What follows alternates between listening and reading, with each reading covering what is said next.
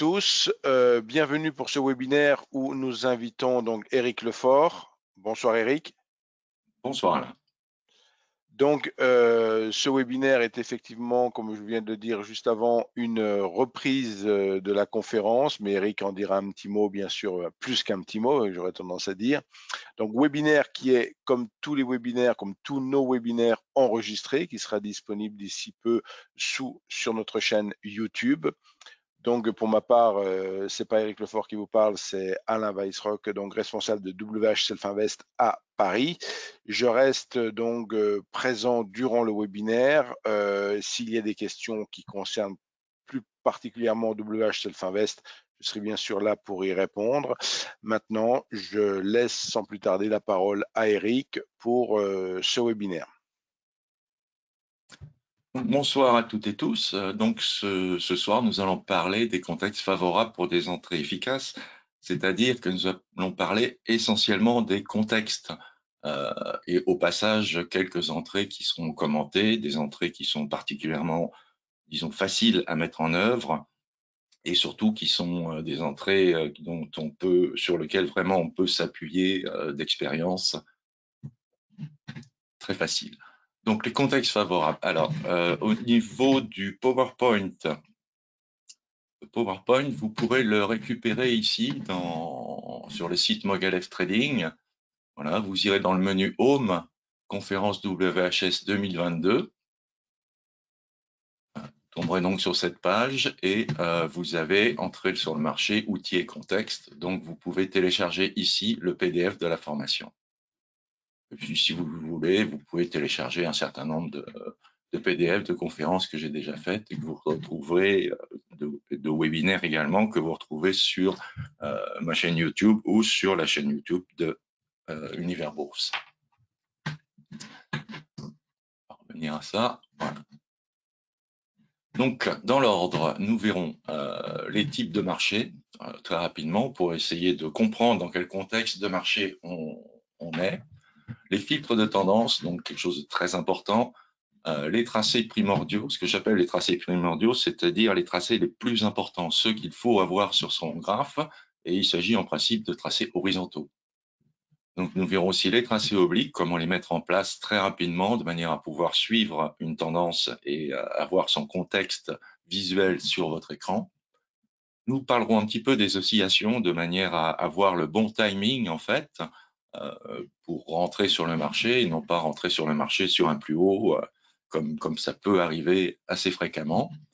Ensuite, les extractions, c'est-à-dire les extractions de range, comprendre le contexte, savoir si on doit s'attendre à un pullback ou pas, et comment le gérer. Puis les signaux de départ, donc d'extraction. Les cassures obliques, non, je vous dirai un tout petit mot, mais vous verrez que vous avez un indicateur dans la NanoTrader qui vous permet d'utiliser les cassures obliques de façon très efficace.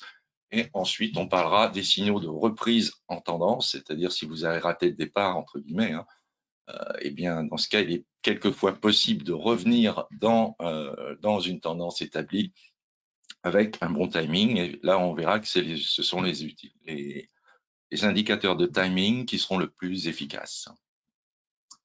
Donc, tout d'abord, les types de marchés. En fait, on a trois types de marchés essentiels. D'habitude, on vous dit range et tendance, mais il faut aussi penser corrective. Il y a une différence entre une tendance et une corrective, c'est qu'une tendance, comme vous avez ici, s'éloigne en fait des cours précédents du marché, alors qu'une corrective, comme vous avez là, revient en fait sur le marché antérieur. Une corrective revient vers ce que j'appelle la zone neutre. Alors, qu'est-ce que c'est la zone neutre? La zone neutre, c'est la moyenne mobile 150 exponentielle qui est là, en bleu, et aussi le retracement 90 qui est là en vert. Ce sont deux indicateurs que vous avez bien entendu en standard dans la NanoTrader. Alors, ces deux indicateurs délimitent une zone, en fait, ils ne la délimitent pas, mais ils la définissent plus exactement, qui permet de savoir si on est en tendance ou en corrective. Vous voyez, une tendance va s'éloigner de cette zone du retracement 90 et de la MME 150, avec souvent une MM20 qui suit, et alors qu'une corrective va retourner la MM20 la plupart du temps et revenir vers cette zone neutre. Alors, j'ai créé également un indicateur dont je vous parlerai un petit peu plus loin, qui permet d'avoir en rouge quand la tendance dominante est baissière et en vert quand la tendance dominante devient haussière. Donc, il faut bien comprendre qu'il y a donc trois possibilités, ou bien un range, comme ici, ou bien une tendance qui s'éloigne, une corrective qui revient. Mais la corrective, par rapport à la correction, si vous voulez, il peut y avoir des corrections qui ne sont pas des correctives, qui ne vont pas au bout. Hein. Une corrective, c'est vraiment une tendance qui revient sur la zone neutre. Donc voilà, d'autres exemples de tendances et de correctives. Hein. Là, vous avez une tendance très très importante qui se continue ici, une corrective très courte. Là. Et puis, on repart en tendance toujours. Là, on revient en corrective, on revient sur la zone. On hésite. Alors, il faut bien comprendre que ce n'est pas délimité exactement. Ce n'est pas exactement le retracement 90, exactement la MME 150. C'est une zone autour de ces deux indicateurs. Donc là, pareil, on revient, on repart en tendance, on revient. Vous voyez que là, on essaye peut-être de repartir un petit peu plus haut, mais on est contré, on repart en tendance, on revient en corrective, on part en tendance, on revient en corrective. Enfin bon, c'est un comportement usuel du marché avec quelques petits ranges au passage. Alors, vous pouvez vous aider en ce qui concerne l'état dans lequel est le marché avec la MM20 en fait. Il faut savoir que dans une tendance, globalement, la MM20 va bien sûr suivre les cours, ici en l'occurrence sur une tendance haussière, elle va suivre les cours, mais elle va très peu s'inverser ou pas du tout s'inverser. Donc vous pouvez suivre, vous pouvez vous aider de la MM20 pour savoir dans quel type de marché vous êtes. Ici, nous sommes en tendance puisque les cours s'éloignent globalement de la zone neutre qui est là et la MM20 reste ascendante. Et on passe très peu en dessous, vous voyez, on revient derrière, là, on n'a pas le temps de la retourner pratiquement. Alors que là, par contre, on entre probablement dans une phase de range, dans un premier temps, avec les cours donc, qui s'établissent et qui retournent la MM20. Donc là, on peut supposer qu'on est ou bien dans une phase de range qui se met en place, ou bien dans une corrective. Pourquoi ou bien dans une phase de range ou bien une corrective? Parce que la corrective, ça consisterait pour les cours à revenir, c'est-à-dire avoir un mouvement pour revenir sur la zone neutre, que vous voyez ici. Hein. Et là, pourquoi un range? Parce que les cours peuvent très bien rester en range, en fait, autour de la MM20, souvent en oscillant autour de la MM20. Et le temps passant, vous voyez que la zone neutre va monter et rejoindre éventuellement le range. Donc, il y a ces deux possibilités, avec toutes les possibilités intermédiaires, bien sûr. Mais globalement, on peut estimer que c'est un range ici. À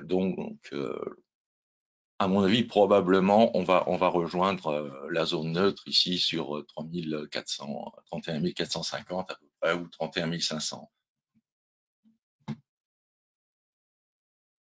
Alors, ce qui est très important de comprendre, c'est qu'il existe des filtres de tendance qui peuvent vous aider à savoir dans quelle tendance vous êtes. Ici, je vous ai parlé des moyennes mobiles et particulièrement de la 150 en ce qui concerne la tendance, la 150 exponentielle, et de la zone neutre. Alors, qu'est-ce que la zone neutre? Je viens de vous l'expliquer. Donc, c'est la zone autour du retracement 90 en vert et de la même 150 en bleu. Voilà. Et l'indicateur en question, suivant les orientations du retracement 90 et de la moyenne mobile exponentielle 150, va donc colorer ici en rouge et ou bien en vert le graphe. Donc, vous savez à peu près, vous savez pas à peu près, vous savez exactement dans quel type vous êtes, dans quel type de marché vous êtes, sauf pour les correctives, puisque les correctives vont rejoindre effectivement la zone neutre, mais la tendance de fond sera toujours en vert, si vous voulez. Donc, il faut bien que vous détectiez le mouvement où on passe éventuellement en corrective, parce que là, ce sera plus le moment forcément d'acheter. Il peut y avoir également des continuations, comme vous le voyez ici. Hein, on a une tentative de corrective qui va pratiquement sur la zone, en fait, et ensuite une continuation par une tendance. Et ça, vous le voyez avec la MM20. Donc, vous attendez tranquillement qu'elle se retourne éventuellement, et vous avez des points d'entrée qui sont par là. Ou par là, plus exactement.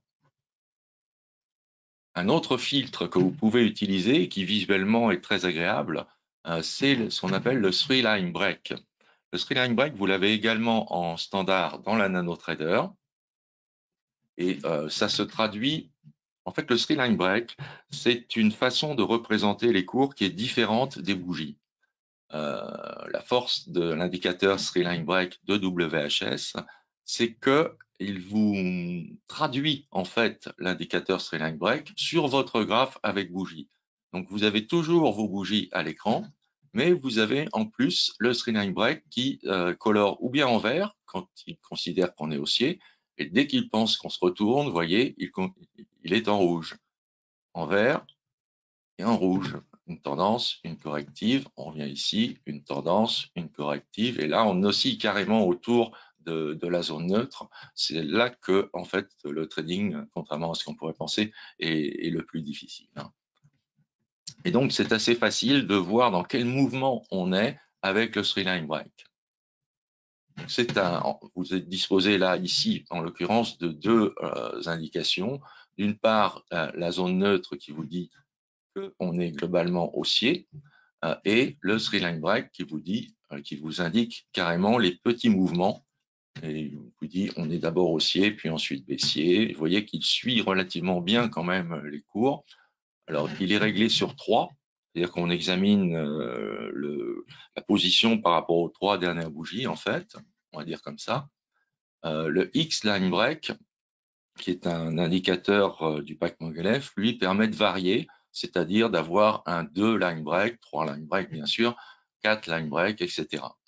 Donc ça permet d'avoir des signaux légèrement plus rapides en fait avec le 2 line break, ou au contraire, si on veut suivre une tendance relativement importante, on va passer avec un X line break de 4, 5 ou 6. Donc c'est intéressant sur vos graphes, essayez de mettre cet indicateur, le Three Line Break, et vous aurez cette vision qui aide fortement quand même à savoir dans quelles impulsions on est. Un troisième filtre que vous pouvez également utiliser, qui est disponible sur option dans la Nano, c'est le Mogilev Trend Filter. Alors, qu'est-ce que le Mogilev Trend Filter?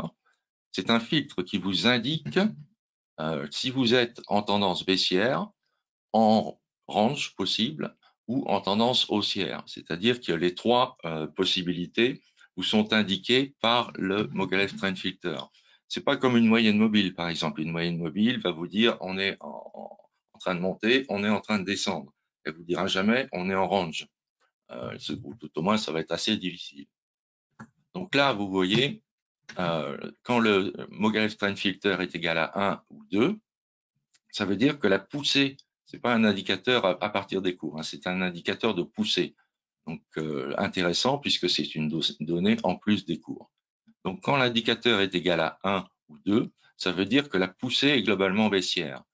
S'il est égal à 3, 4, 3 ou 4, ou même 5 ou 6, comme ici, ça veut dire qu'il détecte plutôt un range au niveau de la poussée, c'est-à-dire la poussée des cours est relativement neutre, ou bien avec une dominante plutôt baissière, ou bien avec une dominante plutôt haussière.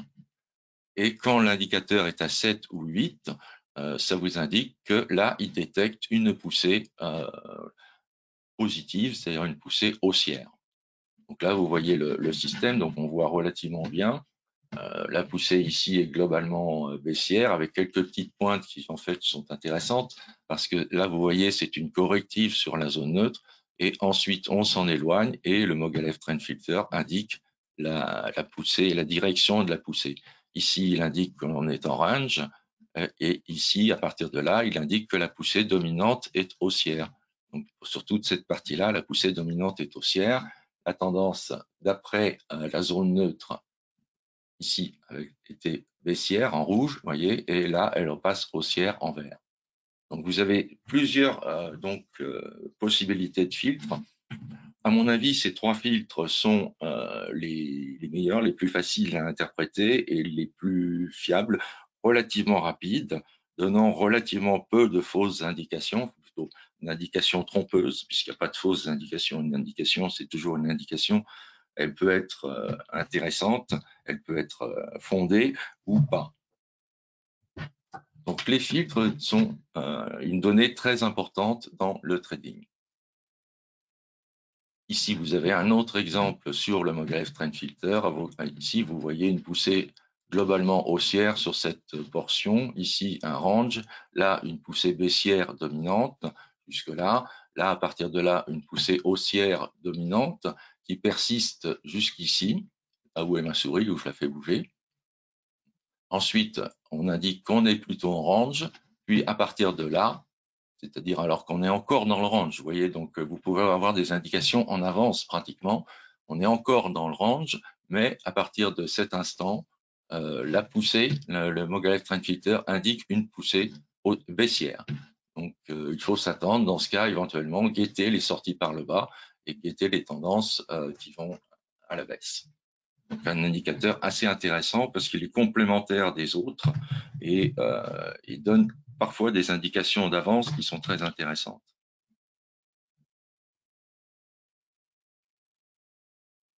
Bon, point de vue filtre de tendance, vous avez également la stochastique pondérée moyen terme, la STPMT. C'est un indicateur ici qui est plus complexe, je dirais, moins facile à lire, qui nécessite de le suivre régulièrement pour arriver à comprendre et à interpréter très facilement en fait ce qu'il indique. Et il indique à la fois la tendance et le timing. Alors l'indicateur, c'est le gros truc en rouge, hein. Le reste, vous laissez tomber. Ce sont les composants de l'indicateur, mais ici, ça ne va pas nous intéresser. Ce qui nous intéresse, c'est, vous voyez, c'est gradué entre 0 et 100, comme toute stochastique. C'est dans la NanoTrader, hein. Ne le recherchez pas à S, il est à il s'appelle WHS STPMT. Donc, il est dans les W dans les indicateurs. Donc, ce qui est intéressant de voir au niveau de la détection de tendance globale, vous voyez ici, vous avez une tendance haussière, et là, vous voyez que les oscillations, en fait, de la STPMT sont plus vers le haut du graphe. Elles ne descendent pas du tout en bas. Alors que là, vous avez un phénomène de descente et on est globalement, au contraire, avec des oscillations qui sont vers le bas de l'indicateur. Donc, la tendance globalement est baissière. Là, vous voyez qu'on remonte légèrement. On se situe maintenant entre les deux petits traits qui sont là, ça doit être les 30 et les 70, hein, grossièrement, hein, bien sûr. Et donc, on fait des oscillations au milieu, ça veut dire qu'on est en range, et ensuite on part avec des oscillations dans la zone supérieure, et ça veut dire que la tendance est haussière, etc. Donc, vous voyez ici, à partir de là, jusque-là, on est plutôt en range. Là, on est plutôt en baisse à partir de ce moment-là. Donc, sur toute cette partie du graphe, les oscillations sont plutôt en bas. Alors, c'est un indicateur intéressant parce qu'il ne vous donne pas seulement une indication de tendance, comme ici, mais également une indication de timing dont on verra l'utilité un petit peu plus tard. Alors maintenant, pensons aux tracés, ce que j'appelle les tracés primordiaux, c'est-à-dire les tracés absolument impératifs qu'il doit y avoir dans votre graphe. Les tracés impératifs, ce sont les supports et résistances. Il faut impérativement que vous trouviez, que vous ayez l'habitude, en fait, de chercher les supports et résistances et de les mettre sur votre graphe. Attention au piège. Le piège, c'est d'en mettre partout. Le piège, c'est déterminer qu'il y a ici également un support et puis là, bon, là, je l'ai mis la résistance, mais là également une résistance et puis là également un support. C'est pas tout à fait comme ça que ça se passe, hein. Il faut aller chercher vraiment, alors pas trop loin dans le temps, hein, sinon ça vous servira à rien, mais il faut aller chercher les niveaux qui sont vraiment importants. Ça, c'était par exemple 21 950. C'était quelque chose qui était tracé bien avant et qui a permis de déterminer qu'on allait rebondir probablement sur la zone des 22 000. Les chiffres ronds sont également très importants. Donc ça, il va falloir le tracer. En général, ce que je vous conseille, c'est de commencer par les extrêmes. C'est-à-dire ici, les courbes sont là, vous voyez. Vous remontez sur quelques jours en arrière, une dizaine, une quinzaine de jours, enfin, ça dépend un petit peu du graphe, ça dépend de l'évolution du marché. Et vous tracez les supports et résistances principaux. Donc ici, par exemple, on le voit bien, ici, bien sûr, pour les extrêmes. Ensuite, on se rapproche un petit peu, on en a ici, qui peut être à ce niveau-là. Donc là, c'est carrément une zone support-résistance, hein, avec deux zones de support-résistance très marquées, ici et ici. Vous voyez, qui ont servi antérieurement. Celle-là a servi antérieurement, là, pas trop. Là, pas trop. Mais bon, on la garde quand même parce qu'elle est relativement récente et relativement proche des 22 000 aussi. Donc il peut y avoir quelque chose. Et vous voyez l'importance en fait des chiffres ronds. Là, je me trouve avec un graphique, on est sur 24 000, il y en a à 23 000, il y en a à 22 000, et il y en a à 21 000, et il y en a à 20 500. Maintenant, il ne faut pas toutes les mettre. Il ne faut pas tracer régulièrement tous les 500. Il n'y a pas que ça forcément.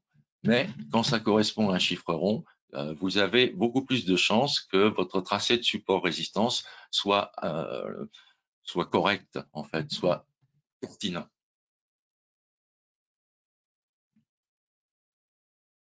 Ensuite, après les supports résistance horizontaux, une fois que tout ça est sur vos graphes, une fois que vous avez vos indicateurs de tendance, vos filtres, en fait, vous pouvez commencer à envisager, quand un mouvement démarre, à envisager de tracer un tracé oblique, un tracé de canal, en fait. Alors, pour tracer un canal, il vous suffit, en fait, de 3 points. En général, ici, par exemple, c'est une sortie de range. Bon, on a une sortie de range ici, on a un pullback, on est revenu sur plus bas que la sortie de range, et voilà, c'est tout, ça s'arrête là. On a 3 points en fait, on a ici, ici et ici. 3 points, ça suffit pour tracer un canal. Et ça, il faut le faire de façon, si vous utilisez les canaux, il faut le faire rapidement. C'est pour ça que c'est l'intérêt de tracer un canal à partir de 3 points seulement, parce que si vous attendez 5-6 points, il ne va pas vous servir à grand-chose, le canal, sauf sur un canal de ce type. Bon, ça, c'est un petit peu spécial. Ce que vous pouvez faire également, c'est vous aider de la pente de la MM20. La MM20 va très souvent adopter une pente qui est, alors elle peut être en dehors, là elle est au niveau du canal, mais elle peut être en dehors, hein, ça peut être au-dessus par exemple, sur les tendances très rapides, très fortes. Donc la pente de la MM20 peut vous aider à vérifier que la pente de votre canal est cohérente. Vous voyez, on avait 1 point, 2 points, 3 points, puis derrière, on n'a plus de points de toute façon. Voilà. Donc ça, ces 3 points nous ont bien indiqué des limites, en fait, globales, bon, pas pile poil, hein, bien sûr encore, mais des limites sur lesquelles on pourrait aller chercher des points de sortie, par exemple, sur le bas, ou des points d'entrée sur le haut du canal. Donc, après, vous vous apercevrez très souvent que votre canal n'est pas tout à fait correct. Donc, au fur et à mesure, vous pouvez l'ajuster progressivement et de manière à pouvoir suivre correctement, en fait, ce qui se passe. Et là, vous voyez sur cette tendance baissière du doute qu'on avait vraiment un canal qui a tenu très longtemps. Vous voyez un petit écartement aussi de la MM20. Là, pourtant, la MM20 continue à suivre au-dessus du canal. On voit là la cassure qui va nous amener en fait sur une corrective, donc un retour sur la zone neutre. Ici, la zone neutre, un range, on casse, hop, le canal part, on dessine le canal. Effectivement, l'indicateur zone neutre indique que l'on est en tendance baissière, on s'en doute. Hein. Donc, et là, vous pouvez suivre la tendance avec les canaux, et c'est ça l'intérêt du canal, c'est suivre la tendance.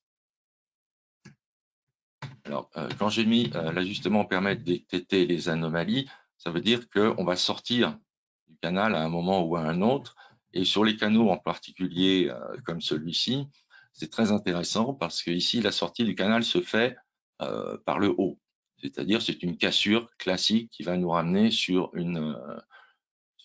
la zone neutre. Par contre, il est fort possible qu'on sorte du canal par en bas, c'est-à-dire sur une accélération par rapport au canal. Et là, il va falloir se méfier, mais ça, j'en parlerai surtout dans le webinaire sur les sorties qui devrait sortir en janvier, je pense, puisqu'il est prévu en décembre, il me semble. Oui, ce webinaire, cette formation, en fait, fait partie d'un cycle qui a commencé avec la psychologie, qui continue avec les entrées, qui va se poursuivre avec les sorties et la gestion de la position pendant le trade. Et pour finir, on fera quelque chose probablement sur le money management. Alors, quand je dis n'en mettez pas partout, ça c'est une illustration, et encore là, la personne a été très soft par rapport à ce qu'elle fait d'habitude. Donc, ne mettez pas des canaux dans tous les sens, des lignes dans tous les sens, vous n'allez pas vous y retrouver. C'est pour ça que je vous dis qu'il faut être, il faut quelque chose de relativement épuré sur un graphe. Il faut que ce soit facilement lisible sans qu'on ait besoin de faire un effort. Alors voilà, l'intérêt des oscillations, c'est des indicateurs, des oscillateurs. Hein, ça peut être la FTP-MT ou bien par exemple un stochastique 5, qui sera peut-être plus simple à lire dans un premier temps, mais qui apporte beaucoup moins d'informations. Donc l'intérêt est de voir, vous voyez, les oscillations du marché de façon relativement nette par rapport même au cours. Ici, bon, on ne sait pas si c'est une oscillation ou pas, mais là, l'oscillateur va bien chercher le bas, puis le haut, le bas, le haut. Vous voyez que par contre, les oscillations globalement diminuent. Hein. Donc, ça vous permet, diminuer en ampleur, ça vous permet de penser, et surtout, c'est normal, puisque là, c'est la zone 18h, 20h, c'est normal que les oscillations diminuent parce qu'il y a beaucoup moins de monde, il y a beaucoup moins d'agitation sur le marché. Alors, il faut, pour les oscillateurs, chercher l'unité de temps sur lequel l'oscillateur est le plus facile à lire. Donc ici, en l'occurrence, sur le 5 minutes, c'est globalement assez difficile de le lire. Par contre, on voit tout de suite que sur la même portion de graphe, si on passe au quart d'heure, tout de suite, c'est nettement plus intéressant, avec bien sûr une indication supplémentaire qui est très importante, c'est la temporalité, la régularité de la distance entre les bas d'oscillation. Vous voyez, il y a très peu de différence globale. Là, on est dans la zone de fin de journée, donc c'est pas très intéressant, mais dès le lendemain, on reprend des oscillations ici, et là c'est particulièrement propre, mais vous voyez que la distance entre les bas est toujours presque, pas tout à fait, presque la même. Et ça, c'est très intéressant pour avoir un bon timing d'entrée sur le marché. C'est-à-dire qu'on va rechercher des entrées sur le marché, sur un canal qu'on pourrait tracer ici, par exemple. On va rechercher des entrées sur le marché avec un bon timing, une bonne direction de temps. Vous voyez, pour l'instant, là, il n'y a pas moyen. Là, on corrige. Bon, on regarde le temps. C'est un petit peu supérieur au niveau de l'oscillation, c'est un petit peu supérieur à ce qu'on avait antérieurement, mais c'est le même ordre de grandeur. Donc, au moment où on diminue drastiquement la pente, là, ça va être le moment intéressant.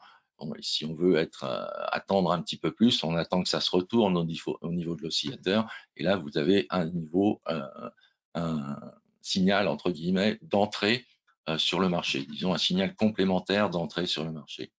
Vous voyez par contre, sur la même zone, au niveau du 30 minutes, l'oscillateur est par contre très difficile à lire. Là. On ne voit pas de régularité, on ne voit pas de régularité ni d'amplitude, ni de temps. Donc, il faut rechercher au niveau du timing l'unité de temps sur laquelle c'est la plus lisible. Ça peut vous indiquer le moment auquel il est souhaitable de prendre position, de manière à prendre le moins de risques possible, à être dans le bon timing du marché.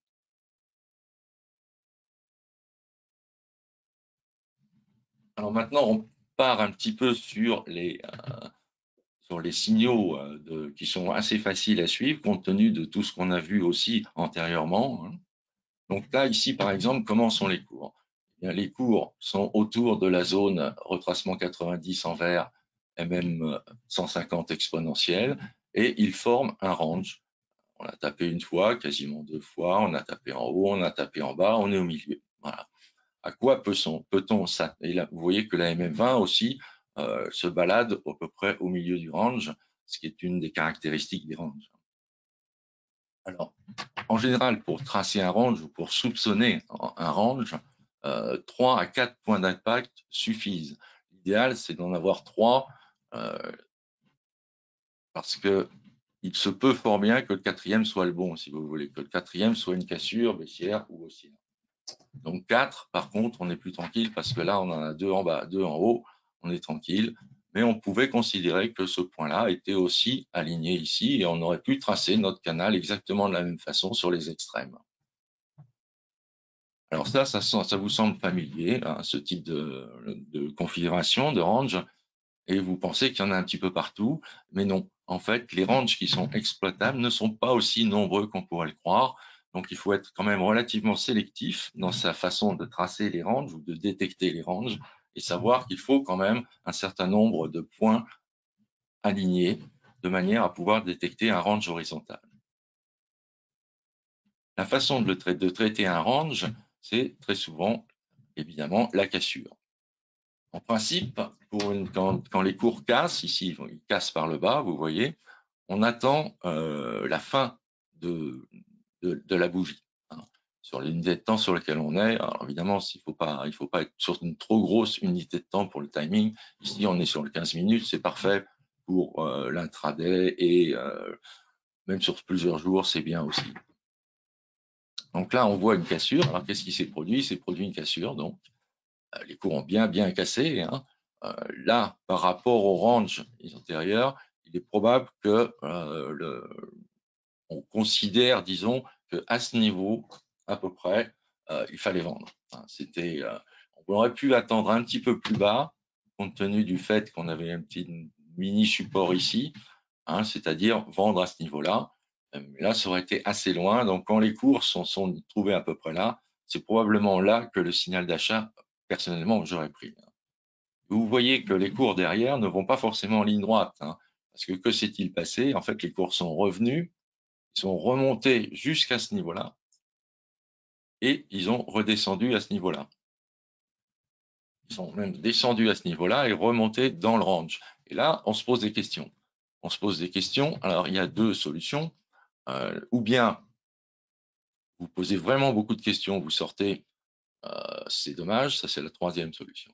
Ou bien votre stop était serré parce que vous pensiez que ça allait aller, que ça allait tomber directement, auquel cas vous êtes stoppé, ou bien vous avez placé votre stop correctement, c'est-à-dire que vous avez placé votre stop à un endroit logique qui est à peu près au milieu du range précédent, couvert par à la fois la MM150 et la MM20.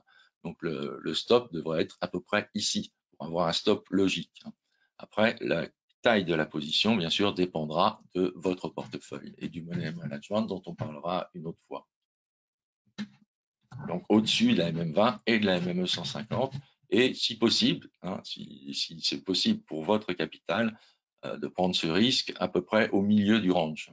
Les cours reviennent rarement au-delà du milieu du range, quand il y a une cassure. Voilà. Ensuite, vous voyez, c'est pas parce qu'il y a eu un pullback difficile à tenir que la tendance n'est pas bonne. Vous voyez ici que la tendance derrière a été relativement violente, hein, là, c'est normal qu'on ait eu de la volatilité aussi, puisque c'est sur 15h30, hein, juste après 15h30. Mais vous voyez qu'on a quand même une tendance qui est assez importante ici, qui justifie de prendre le risque de départ, en tout cas. Donc, la détection de range est très importante. Il faut savoir dans quel marché, dans quel contexte est le marché. On parle ici des contextes et éventuellement des signaux qui vont avec. Donc, voilà un autre exemple de range, ici sur le dos, visiblement. Donc le contexte, on l'a assez facilement, hein, avec un range qui est ici et là, vous voyez, là, ici, et éventuellement sur 3400 pour la zone inférieure. Qu'est-ce qui se passe? De toute façon, on a quelque chose, on a une poussée nette qui casse en fait le bas du range encore une fois. Et là, c'est pareil, hein, pour le stop, il n'est pas question de mettre son stop au niveau du range. Si vous faites ce genre de choses, vous serez probablement stoppé une fois sur trois, voire 2 fois sur 3. Donc, c'est un petit peu dommage de rater un éventuel mouvement derrière.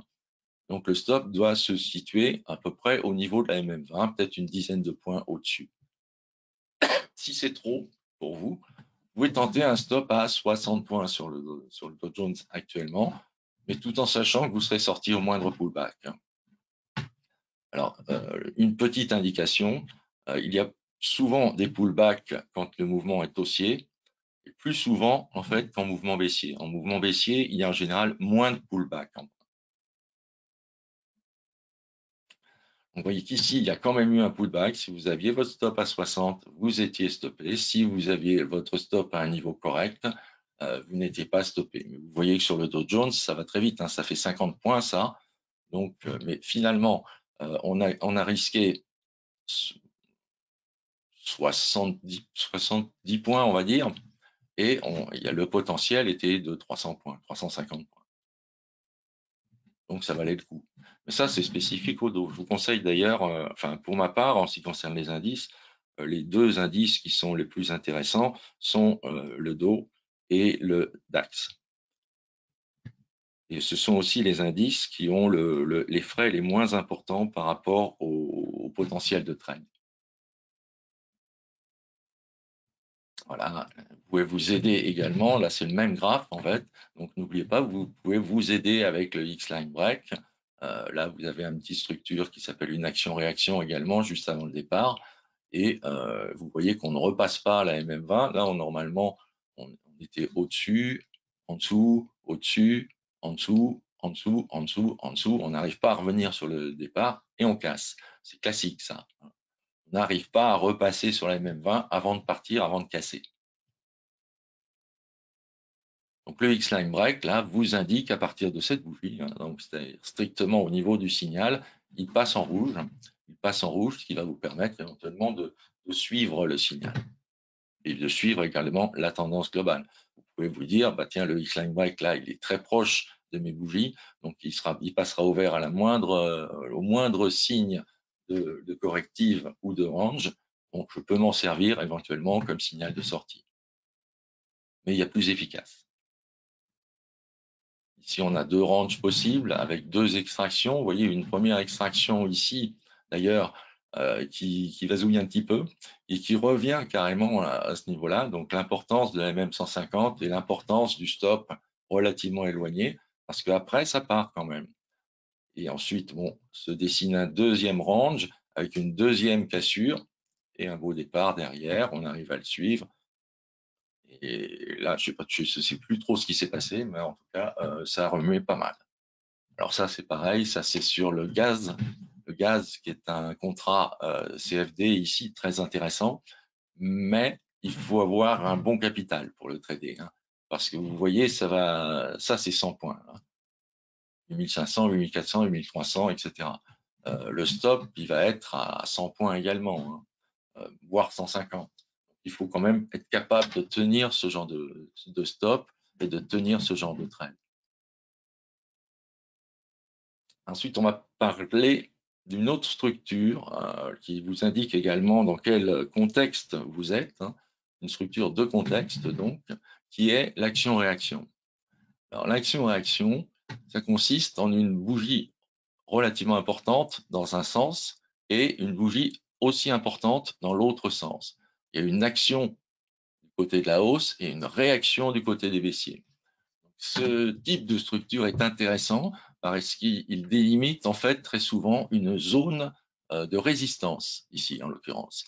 Alors, deux possibilités pour les cours, ou bien effectivement ces zones de résistance et derrière, on va rejoindre progressivement la zone neutre, et même 150, retracement 90, ou bien c'est un range qui va se mettre en place autour de ça, mais donc ça c'est plus rare, ou bien on va inverser en fait, c'est-à-dire que les cours vont réussir à recasser le niveau haut de l'action-réaction, ce qui est comme un système de cassure horizontale en fait, c'est-à-dire que ça vous indique qu'il y a probablement une poussée haussière qui va se mettre en place. C'est également une possibilité de signal. Donc là, suivant ce que font les cours derrière, dans la plupart du temps, l'action-réaction, quand elle est nette comme ça veut dire que ici, c'est direction sud. Mais peut-être, là j'ai pas les stats exacts, mais d'impression comme ça, a priori, dans 25-30% des cas, c'est l'inverse qui va se produire, c'est-à-dire qu'on va casser la zone ici délimitée par l'action-réaction pour aller dans une nouvelle tendance, en fait, une nouvelle portion de tendance haussière, ici en l'occurrence. Alors, vous pouvez vous aider également toujours de la moyenne mobile 20. Si vous regardez bien, bon, il y a une première bougie noire qui indiquait vraiment que la poussée a été baissière ici assez nettement. Vous voyez la moyenne mobile 20 qui s'incline, on ne le voit pas bien parce qu'il y a des bougies devant, mais on le voit quand même, qui s'incline à la baisse, c'est-à-dire qui s'inverse dans le sens au moment pratiquement de l'action-réaction. Ça peut être un petit peu avant, hein. Un petit peu après, c'est embêtant parce que là, on n'aura pas l'indication, mais un petit peu avant ou au niveau de l'action-réaction, ça vous indique qu'il y a quand même une plus forte probabilité de correction et que vous aurez l'occasion d'en suivre la pente avec la moyenne mobile. Donc ça, c'est un nouveau range qui est délimité, lui, par une action-réaction. En fonction des cours, en fonction de leur direction, il y a essentiellement deux possibilités. C'est très rare qu'on parte en latéral. Donc, c'est plutôt la plupart du temps la baisse et quelquefois quand même, pas souvent, mais pas négligeable en tout cas, la hausse. Donc, vous aviez le range, on a vu le range comme situation, hein, le range avec ses extractions. Ici, on voit l'action-réaction avec les extractions également, finalement. Donc, ça, c'est la suite. Non, c'en est une autre. Oui, c'en est une autre. Donc ici, une action-réaction sur zone neutre. Donc carrément ici, vous voyez les cours vasouillaient plus ou moins avec un retour, avec une tendance qui continuait. Et puis, gap, les cours rouvrent dans la zone neutre. Une première action, une première tentative baissière est immédiatement contrée. À ce niveau-là, on ne sait pas. Quand on est au bout de la bougie blanche, on ne sait pas exactement ce qui va se passer. On ne sait pas quelle va être la structure générale. Est-ce que cette structure va être utilisable ou pas? Pour l'instant, on n'a pas de structure. À moins que vous soyez parti à 9 heures et puis que vous ayez fait quelques points. Mais à ce moment-là, au niveau de la blanche, on n'a pas de structure utilisable. On ne sait pas dans quel contexte on est, puisqu'on est sur la zone neutre en plus. Donc, ça peut partir dans un sens, dans l'autre. Donc là, il n'y a pas moyen. Par contre, la bougie rouge derrière, vous voyez, nous forme une action-réaction. Et là, on sait que, en plus, l'action-réaction s'appuie sur la zone neutre, la zone de la moyenne exponentielle 150 et du retracement 90. Comme on s'appuie sur cette zone, eh bien, avec une action-réaction, il y a de fortes chances pour que derrière, ça descende de façon intéressante pour faire un bon trade. Donc, la position de l'action-réaction a quelque chose aussi de relativement important pour un départ. Vous voyez, dans la diapositive précédente, on était en extension, on était en tendance, et puis là, on s'installait plus ou moins dans un range avec une action-réaction. Donc, on peut s'attendre plutôt à une corrective derrière qui revient vers la zone neutre. Par contre, ici, on peut plutôt, puisqu'on s'appuie sur la zone neutre, on peut plutôt s'attendre à une tendance derrière. Vous voyez que même on arrive à casser ce petit niveau de support ici pour aller chercher 4169. Donc c'est un trade qui n'est pas extraordinaire, mais qui est à la portée de tout le monde, je dirais. Au niveau capital, j'entends. Hein. Alors oui, on a passé donc, on a parlé des actions-réactions. J'ai rajouté un petit peu, parce que j'en avais pas parlé lors de la conférence, et c'était un tort, le signal de cassure haussière. Le signal de cassure haussière est vraiment intéressant, couplé en particulier avec la STPMT, l'indicateur dont je vous ai parlé ici au départ. Ici, l'indicateur STPMT se situe dans la zone haute, donc globalement, on est en tendance probablement haussière. Ici, donc, vous avez un premier signal qui n'est pas évident à prendre, hein, parce que le vrai signal, ce serait l'extraction de range ici, en fait, sur cette bougie, hein, ou même celle-là d'ailleurs, c'est beaucoup plus prudent d'attendre une extraction de range plutôt qu'une cassure dans un range.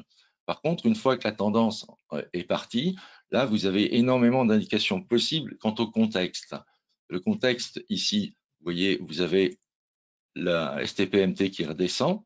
Alors voilà, ça c'est un bas en fait, ça c'est un bas, ça c'est un bas. Vous voyez, c'est relativement régulier. Hein. Le timing des oscillations est toujours à peu près régulier. Ici, il est bien visible sur l'unité de temps. Donc je ne me souviens pas, ça doit être du 5 minutes.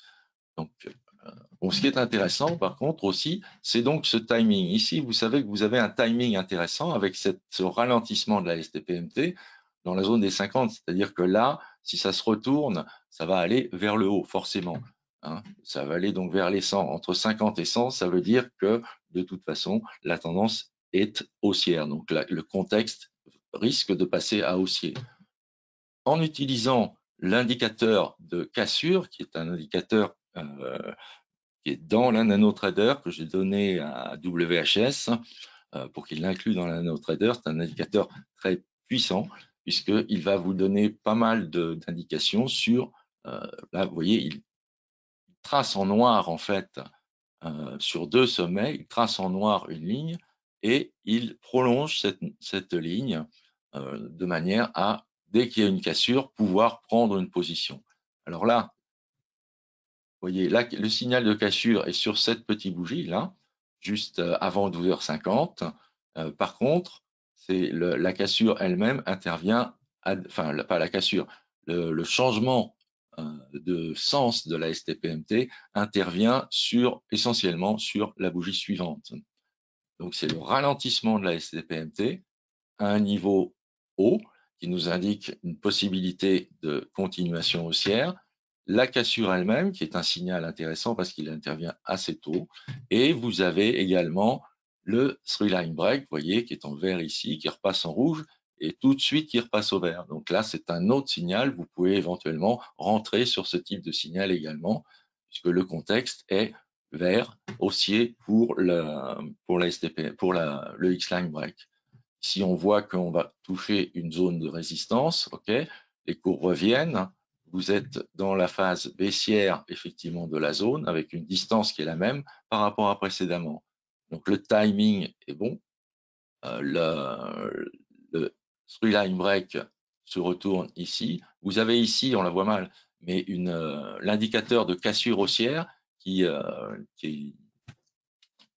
se trace quelque chose d'à peu près horizontal en fait, et la cassure elle-même qui intervient à ce niveau-là sur la bougie qui précède 14h35. Donc vous allez pouvoir suivre le trade derrière, et puis là vous avez un trade un peu spécial, je dirais, parce que bon, pour être très rapide, la STPMT, vous voyez, fait plus du tout d'oscillation ici. Les cours sont relativement en ligne droite, quasiment. Il y a plus d'oscillation, hein, il y a plus rien. Donc c'est probablement une tendance en ligne, tendance en ligne que vous connaissez peut-être. Tendance en ligne, en fait, c'est ça les caractéristiques, c'est assez violent et plus d'oscillation. Assez volant, plus d'oscillation, c'est une tendance en ligne et qui s'accélère. Vous voyez l'accélération ici, accélération. On verra sur les points de sortie la façon dont on utilise cette accélération. Et ce qui est éventuellement intéressant, c'est que vous avez ici une action-réaction qui fait que la tendance est probablement finie. Donc, si vous avez tenu, quand vous voyez une action-réaction comme ça, eh bien, vous prenez votre bénéfice si vous étiez haussier. Et vous voyez l'intérêt de la cassure également, c'est que les tracés sont beaux, hein, sont propres. Et si jamais le marché s'en va dans l'autre sens, alors la majorité des tracés n'entraînera pas de cassure vers le haut. Vous voyez, le tracé de la cassure est en place, le prolongement est en place, mais on ne va pas le casser, on descend. Donc il y a peu de signaux trompeurs, si vous voulez. Vous n'aurez pas de signal de cassure ou très peu de signaux de cassure si le marché, de cassure haussière, hein, si le marché est en train de descendre.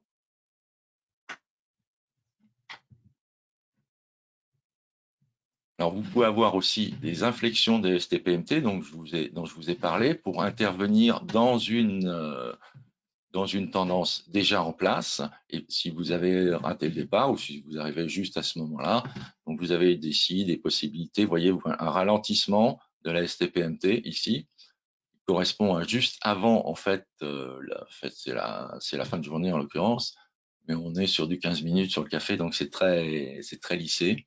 C'est très régulier, si vous voulez.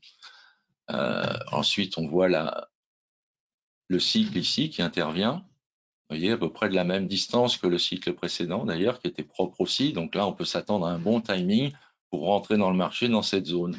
Et vous avez un ralentissement de STPMT sur la bougie qui est entre 12h et 13h45, là, et un vrai retournement de STPMT, tout au moins qui va donner quelque chose derrière, sur la bougie blanche qui est juste avant 13h45. Et vous retrouvez quelque chose d'assez intéressant derrière. Ça, je vous laisse deviner ce que c'est.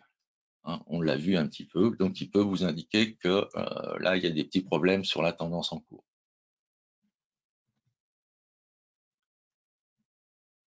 Voilà, les signaux de reprise éventuellement d'une tendance donnés par les ralentissements de STPMT.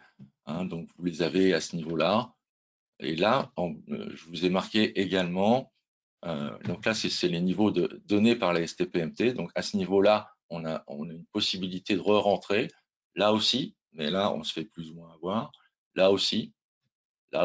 Et c'est pas forcément à chaque fois que ça tombe intéressant. On gagne pas à chaque coup. C'est ça qu'il faut bien comprendre aussi. Hein. Là, là, là. Donc ça, ce sont des inflexions haussières de la STPMT qui vous donnent une indication sur le contexte général. C'est-à-dire peut-être qu'on est dans le bon timing. Le timing est intéressant ici. Vous avez aussi possibilité d'avoir les signaux de reprise qui vous sont donnés par le time break, on l'a vu. Et pour comparer, je vous ai mis une petite comparaison en fait des signaux par rapport au X-line break. Les signaux de STPMT et de X-line break, vous voyez qu'ils sont pratiquement en fait coordonnés tous les deux. Donc vous pouvez avoir une confirmation du contexte de fin de correction ici. Ça c'est une correction. Alors c'est ça la différence. Hein. Ça c'est une impulsion. Ça c'est une correction. Ok. Et quand on va comme ça vers le haut, c'est une tendance. Et quand on va avec éventuellement plusieurs impulsions et corrections vers la zone neutre, eh bien, c'est une corrective. C'est ça la différence entre correction et corrective. Voilà. Donc, on a revu l'essentiel de ce qu'on a vu pendant la conférence, même pratiquement la même chose, avec peut-être un peu moins d'explications, peut-être un peu trop rapidement. Donc, s'il faut retenir surtout, c'est qu'on ne rentre pas au hasard sur le marché parce qu'on vient d'allumer l'ordinateur, par exemple, et on ne rentre pas seulement sur un signal, on rentre sur un signal adapté à l'environnement, au contexte. Le contexte a une énorme importance pour la qualité des signaux. Prendre un signal de façon systématique conduira inévitablement à la perte. Prendre des signaux dans des contextes favorables, par contre, va vous aider à avoir un trading gagnant. On peut avoir un avantage également en étudiant le marché, c'est-à-dire vous n'allez pas vous lancer demain sur le Dow Jones si vous n'avez jamais vu.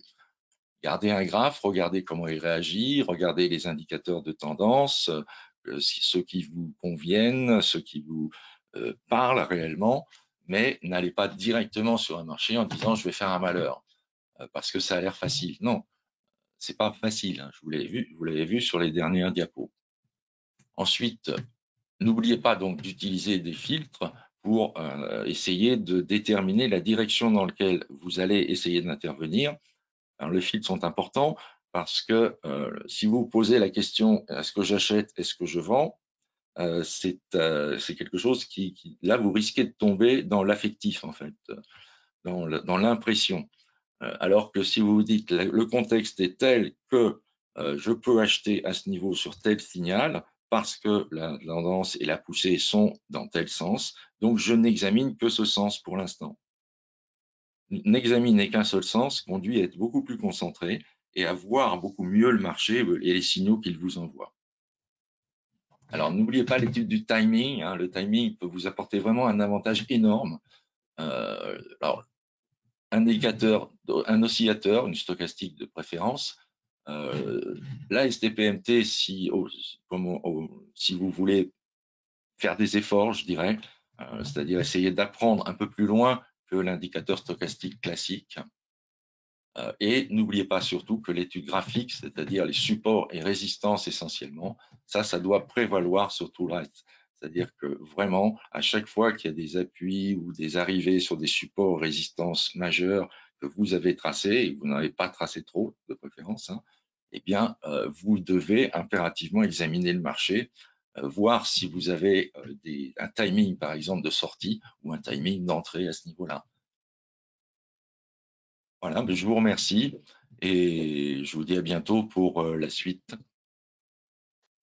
Alors, Si vous avez des questions, n'hésitez pas. Oui. merci Eric pour ce webinaire, donc qui est enregistré, je le rappelle, et qui sera disponible très vite sur la chaîne YouTube avec l'ensemble des autres. Un petit rappel à toutes les personnes présentes qui sont assez nombreuses ce soir, donc qui ont continué à venir tout au long du webinaire, puisqu'on a quasiment, on n'a pas tout le monde, on n'a jamais tout le monde parce que effectivement les gens s'inscrivent parfois au webinaire mais ne sont pas toujours disponibles pour le live. On a quand même beaucoup de monde ce soir. Donc j'en profite pour dire un petit mot sur la prochaine formation qui aura lieu à Paris dans nos locaux. Ce sera le mardi 15 novembre, donc c'est d'ores et déjà en ligne. Alors il y a déjà beaucoup d'inscrits là aussi, mais il reste des places. N'hésitez pas encore à en profiter pour vous inscrire. Donc ça aura lieu le mardi 15 novembre, donc de 14h à 17h30. Voilà.